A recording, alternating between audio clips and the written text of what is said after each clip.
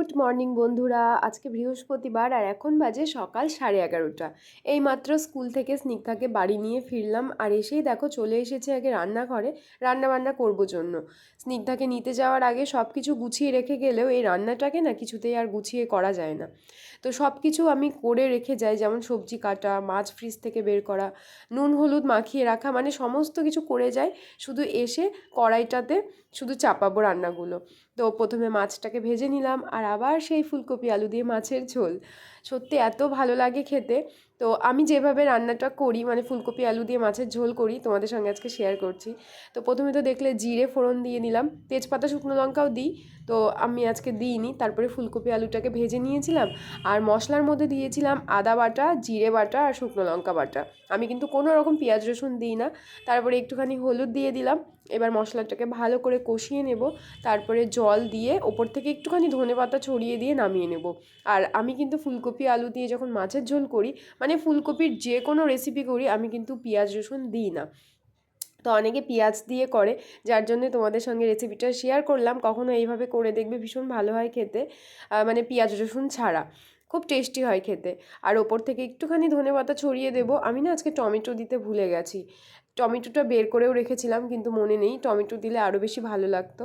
আর এর মধ্যে বড়ি দিলেও ভালো লাগে, মানে বাড়িতে যে বড়িগুলো বানানো হয় সেটা দিলেও ভালো লাগে। তো শীতকালের দেখবে সবজি যা দিয়ে রান্না করবে সেটাই ভালো লাগে। তো এখানে এখন স্নিগ্ধাকে খাওয়াবো আর সঙ্গে আমিও খেয়ে নেব। তো খাওয়া দাওয়া করে তারপরে তোমাদের সঙ্গে কথা হচ্ছে। ওঠো, স্নিগ্ধা আর আমি আজকে ম্যাচিং ম্যাচিং, তাই না বাবাই? আজকে আমরা ম্যাচিং ম্যাচিং, তাই তো? আমার খাওয়া হয়ে গেছে, স্নিগ্ধা এখনও খাচ্ছে, কারণ ওর খেতে মিনিমাম 40 মিনিট সময় লাগে, তাই তো? আমি ওকে যেভাবে খাওয়াই, অনেকে আছে না ভালো লাগে না, দূর খাচ্ছে না ছেড়ে দিই পরে খাবে, ওরকম হলে ওর দিকে তাকানো যেত না। ওর হওয়ার পর থেকে ওর পিছনে খাওয়া নিয়ে আমি লেগে আছি, মানে ওকে খাওয়াতে গিয়ে আমার আর খাওয়া হয় না, এরকম একটা ব্যাপার। মানে খাওয়াতে এত প্রবলেম। এখন যদিও খাই, মানে এখন বড় হয়ে গেছে তো, বাবা এদিকে লাভ মেরে দিল, দেখছি। এখন যেহেতু বড় হয়ে গেছে, এখন খায়, তবুও মিনিমাম 30 থেকে 40 মিনিটও সময় লাগে। কাউকে যদি বলি না, বিশ্বাস করবে না, বলবে এত সময় লাগে। আগে পাক্কা 1 ঘন্টা খাওয়াতে সময় লাগতো, এইটুকু খাবার খেত, পাক্কা 1 ঘন্টা সময় লাগতো। বাবা আজকে আমরা তো হলুদ আর সবুজে ভর্তি হয়ে গেছি স্নিগ্ধা। হ্যাঁ, এ তো মানে হলুদ আর সবুজে ভর্তি। এখন আধা ঘন্টা সময় তো লাগে মিনিমাম খাওয়াতে। আর ওকে খাওয়াতে খাওয়াতে ওর যখন অর্ধেক খাওয়া হয়ে যায়, তখন আমি খাবারটা খেয়ে নিই। না হলে না, আর পরে ওকে খাওয়াতে গিয়ে আমার আর খেতে ইচ্ছে করে না। আর এই যে স্নিগ্ধা, ওকে খাইয়ে ডাইনিংটা ভালো করে মুছে পরিষ্কার করে রাখলাম। তারপরে স্নিগ্ধার পাপা আসবে, দেরি আছে, তাই তো? এখন সন্ধেবেলা, অনেক দিন পর স্নিগ্ধার বাবা আজকে মর্নিং ডিউটি করেছে। তো ভোর 4:30টার সময় বেরিয়েছিল আর দুপুরবেলা বাড়িতে এসেছে। তো ও ঘুমিয়ে আছে এখন, আর স্নিগ্ধাকে আমি টিউশনে রেখে এলাম। ম্যাম বাড়িতেই পড়াতে আসে, কিন্তু ও এত দুষ্টুমি করে বাড়িতে, যার জন্য ম্যামের বাড়িতে আমি এখন পাঠিয়ে দিই। আমারও একটু হাঁটা হয় আর ওরও পড়াশোনাটা ঠিকঠাকভাবে হয়। তো এখানে এখন চা বানাচ্ছি, আর স্নিগ্ধাকে যখন মানে টিউশনে রেখে আসি, তখন 2টো সিঙ্গারা এনেছিলাম, মানে 4টে সিঙ্গারা এনেছিলাম। তো সেই সিঙ্গারা আর চা এখন খাওয়া দাওয়া হবে। অনেক দিন হলো স্নিগ্ধার পাপার এরকম মর্নিং ডিউটি হয় না। একটু ভোরবেলা বেরোতে হয় ঠিকই, কিন্তু দুপুরের পর থেকে বাড়িতে থাকে, একটু বাইরে কোথাও বেরোনো হয় বা বাড়িতেও যে এক্সট্রা কাজগুলো থাকে সেগুলো করা হয়। তো যাই হোক, অনেক দিন পর ডিউটি হলো আর এখন আশা করছি ভালোই ডিউটি হবে। তো না হলে না প্রত্যেক দিন নাইট ডিউটি হতো। আর নাইট ডিউটি হলে যেটা হয়, সারাদিন কাজকর্মতেই ব্যস্ত থাকি, এই কাজ ওই কাজ করতে করতে সারা দিনটা চলে যায়, আর বিকেল হলে ও ডিউটিতে চলে যায়। তো এখানে 4টে সিঙ্গারা এনেছিলাম আর সঙ্গে এখন করব চা। এই শীতকালে কিন্তু এই খাবারগুলো বেশি মজা লাগে। গরমে হাজার ভালো জিনিস খাই, কিন্তু সেই জিনিসটা না খুব একটা শান্তি করে খাওয়া যায় না, যেটা শীতকালে খাওয়া যায়।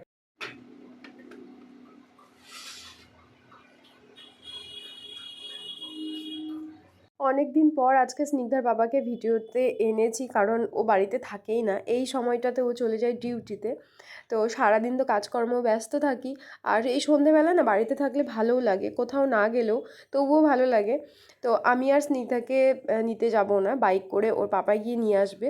খুব একটা দূরে না, কাছাকাছি।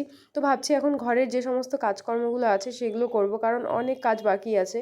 সেই বাড়ি থেকে এসেছি তখন থেকে জামা কাপড়গুলো আমার ওইভাবেই পড়ে আছে। তো সেগুলো আজকে গোছাতেই হবে, না হলে না ঘরের দিকে তাকানো যাচ্ছে না। এই ঘরটা যেহেতু বেশি ব্যবহার হয়, তো এই ঘরটাতে সবসময় গোছানোই থাকে, কিন্তু স্নিগ্ধার ঘরে এখন যেহেতু ম্যাম পড়াতে আসছে না, তো ঘরটার কি অবস্থা তোমাদের দেখাচ্ছি। এই ঘরটা দেখলেই আমার ভয় লাগছে যে কত সময় লাগবে গোছাতে। এই যে বাড়ি থেকে আসার পরে ঠিক এইভাবে পড়ে আছে, আর যত দিন যাচ্ছে জামা কাপড় আরও বাড়ছে। আর যখন কোনো জামা কাপড় দরকার হচ্ছে, সেই জামা কাপড়টা খুঁজে পাচ্ছি না, আর খুঁজে পেলেও সেটা পরার মতো সিচুয়েশনে থাকছে না। তো যাই হোক, অনেক চিন্তাভাবনা করে কিচ্ছু করার নেই। আমি যখন এগুলো করেছি আমাকে তো পরিষ্কার করতেই হবে। আর সন্ধ্যের পর থেকে দরজা জানলা খোলা থাকলে এমন মশার উৎপাত হচ্ছে, যদিও প্রচণ্ড এখন হাওয়া, মানে প্রচণ্ড হাওয়া না ঠিক, কিন্তু হাওয়া। দরজা জানলা বিকেল হলেই সবটা বন্ধ করে রাখছি। আর একটুখানি দরজা জানলা যদি খোলা থাকে, এত মশা, কোথা থেকে যে এত মশা আসছে, আমাদের এখানে এত ছিল না, এখন প্রচণ্ড মশা হয়েছে। তো সব কিছু পুরো ঘরের, ডাইনিংয়ে, রান্নাঘরের, এমনকি বাথরুমের পর্যন্ত দরজা জানালা সব বন্ধ করে রাখতে হচ্ছে। তো এই যে ধরেছি, এখন কিচ্ছু করার নেই, নিজের অলসতার জন্যই না এরকম হয়ে যায়। এতগুলো জামা কাপড় দেখেই ভয় লাগছিল যে এগুলো গোছাবো কখন আমি। তো যাই হোক, খুব একটা সময় লাগেনি, কিন্তু স্নিগ্ধাকে আবার নিতে যেতে যদি হতো তাহলে আর সম্ভব ছিল না। তো ওর পাপা চলে গেছিলো স্নিগ্ধাকে নিতে, আর আমি এদিকে সমস্ত জামা কাপড় যা ছিল, আর এর মধ্যে আবার শীতের জামা কাপড়ও বের করা হয়েছে, কারণ কিছু কিছু জামা কাপড় যেগুলো কাঁচা থাকে কিন্তু সেগুলো একটুখানি রোদে দিতে হবে। তো সব কিছু আজকে স্নিগ্ধার পাপাকে দিয়ে বের করে নিয়েছি। আর এই ঘরটার না খুব বাজে অবস্থা, এগুলো কখন কিভাবে পরিষ্কার করব জানি না, কিন্তু করতে হবে। আমি নিজে নিজে এত নোংরা করে ফেলি, তারপরে ভাবি যে ইস, আমাকেই সব করতে হবে। তারপরে দেখো এতক্ষণে বিছানাটাকে দেখা যাচ্ছে যে এই বিছানার হাল। তো বিছানাটাকে গুছিয়ে নিচ্ছি, কারণ আবার ড্রয়িং টিচার আসবে, আজকে আসবে না, শনিবারে আসবে। তো স্নিগ্ধাও চলে এসেছে এদিকে, আর এখন আবার শুরু হবে স্নিগ্ধার হোমওয়ার্কের কাজ। এখন না, একটুখানি পরে শুরু করব। তো বাচ্চা হলেও কি হবে, এত পড়াশুনোর এখন চাপ, মানে পড়াশুনোর চাপের থেকে টাইম টু টাইম সব কিছু ম্যানেজ করা। তো স্নিগ্ধার পাপারও এখন অনেক কাজ আছে, কারণ স্নিগ্ধার স্কুলের যে স্ক্র্যাপ বুক সেটা এখন করতে হবে। সেটা আমি করি না, যেগুলো লেখা থাকে সেগুলো আমি লিখে দিই, কিন্তু যেগুলো আঁকানোর থাকে বা কিছু ছবি বসানোর থাকে সেগুলো ও করে, সেগুলো আমার দ্বারাই হয় না। আর আমরা এখন সন্ধেবেলা করে খুব একটা বাড়ি থেকে বেরোবো না, এরকম চিন্তাভাবনা করেছি, জানি না কি হবে। কিন্তু আগে যেমন স্নিগ্ধার পাপা বাড়িতে থাকলে আমরা বেরিয়ে যেতাম, ভেবেছি সেরকম আর করবো না, মাঝে মাঝে বেরোবো। কি দেখাও, পেছন দিকে পেছন দিকে। এই যে স্নিগ্ধার, দাঁড়াও, স্নিগ্ধার নতুন বেনুনি, তাই না? নতুন না, দুর্গাপুজোর সময় কিনেছি। দেখি, কি মা এরকম করছো কেন? হ্যাঁ বাবা, তুমি জামা পরে, পাপা আজকে জামা পরে, না বেকানো আরে ওই শিউলির ইয়েতে গেল না, আশীর্বাদীতে গিয়ে খুলে খুলে ফেলেছিলে কেন? এটা পরানো ছিল নাকি? তারপরে স্পিনটা আমি ঘোরাচ্ছি, যেদিকে ঘুরছে সেদিকে, মানে যেদিকে। একটু দূরে যাও, একটু দূরে যাও।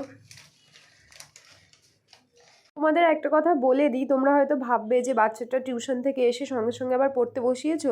এই ভিডিওটা অনেকক্ষণ পরের করা, মানে ও তো সন্ধেবেলা এসেছে, আর এটা ওই রাত্রি 9টা সাড়ে 9টার সময় ভিডিওটা করেছিলাম আমি।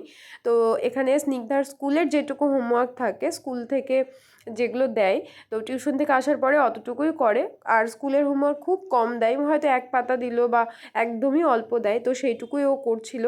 আর এখানে স্নিগ্ধার স্ক্র্যাপ বুকের জন্য আমরা বসেছিলাম, কারণ স্ক্র্যাপ বুক দেওয়ার সময় হয়ে গেছে। আর আমাদের এবার দিয়েছে স্ক্র্যাপ বুকে একটা ক্রিসমাস আঁকতে, আর সঙ্গে 5 উইন্টার ভেজিটেবল।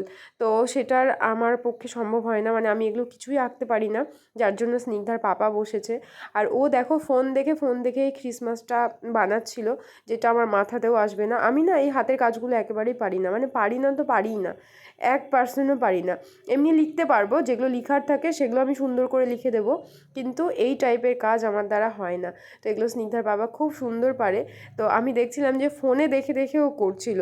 তো এই দেখো, ফোনে একটা ছবি বের করে নিয়েছিল, আর সেটা দেখে ও বানাচ্ছিল, বেশ ভালোই হচ্ছিল। যখন পুরোপুরি হয়ে যাবে তোমাদেরকে তখন দেখাবো যে কেমন হলো। তো আমরা এখন শুয়ে পড়েছি, তাই না? স্নিগ্ধার সর্দি লেগেছে অনেক দিনই হলো সেই বাড়ি থেকে। তো ওকে এখন প্রত্যেক দিন, এই শীত পড়েনি যদিও, আমার কাছে একটু বেশিই শীত পড়ে গেছে, তো প্রত্যেক দিন রাত্রেবেলা শোয়ার সময় ওর হাতে আর পায়ে একটুখানি সর্ষের তেল ভালো করে হাতে ডলে নিয়ে গরম করে ওকে মাখিয়ে দিই। তাহলে সর্দির ওষুধ, এই কাশির ওষুধ আমি দেখছি যত খাওয়াচ্ছি কমে যাচ্ছে, তারপরে আবার রিপিট হচ্ছে। তো এবার আর ওষুধ খাওয়াইনি, সর্দির ওষুধও খাওয়াইনি। কাশি হয়েছিল, কাশিটা নিজে নিজে ভালো হয়ে গেছে, শুধুমাত্র তেল একটুখানি দিয়ে দিয়ে। তো সর্দিটাও অনেকটা কমে গেছে। নেই, কয়দিন বাড়ি থেকে এসে এত সর্দি যে নিঃশ্বাস নিতে পারছে না, এরকম একটা অবস্থা। আর প্রত্যেকটা বাচ্চার এখন সর্দি কাশি এরকম একটা ব্যাপার, তাই না?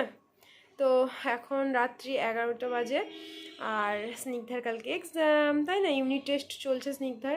কালকে আবার স্নিগ্ধাকে নতুন সোয়েটার দেবে, তাই তো? তো আজকে ভিডিওটাকে এই পর্যন্ত রাখছি, দেখা হচ্ছে তোমাদের সঙ্গে কালকে। টাটা দিয়ে দাও, টাটা টাটা।